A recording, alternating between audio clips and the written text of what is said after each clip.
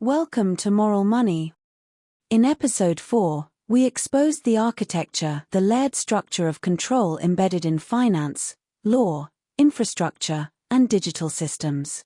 But once that structure is in place, the next step is weaponizing what flows through it.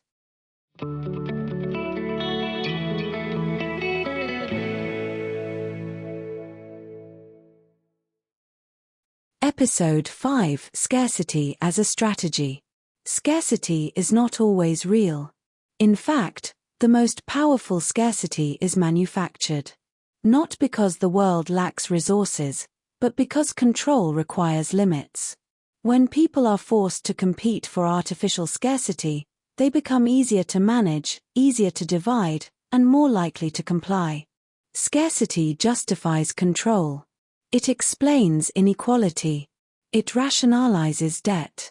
It turns survival into a full-time job so people don't have time to resist, or even reflect. Let's be clear, this system doesn't want to eliminate scarcity. It wants to manage it. Food, housing, energy, time, attention, access all turned into limited, branded, transactional experiences. Essential needs are withheld just enough to maintain dependency.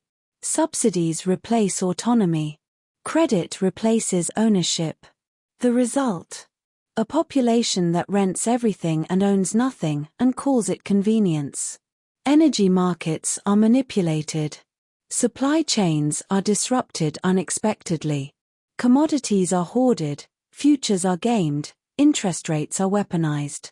And while the average person struggles to pay bills, the same companies post record profits. Scarcity becomes a business model. And you become the product inside it. But it's not just physical. It's psychological. Scarcity of time. Scarcity of attention. Scarcity of bandwidth. You're flooded with noise and distraction until your capacity to think critically erodes. Then they sell you back productivity tools and mental health apps like bandages for a wound they caused. Scarcity trains obedience. It tells you not to expect more. It teaches you to accept the minimum as long as it's marketed well. And when people try to opt out, the system punishes them.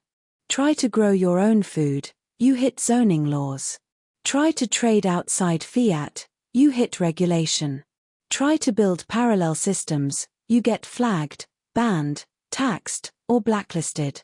In this episode, we break down how scarcity is manufactured, who benefits from it, and why breaking free starts with redefining what value really is and where it comes from. Next, Episode 6: The Exit Blueprint. Because once you see the machine, the only move left is to step outside it. But to exit, you need more than outrage. You need a strategy. Subscribe now. Don't just compete for crumbs. Reclaim the bakery.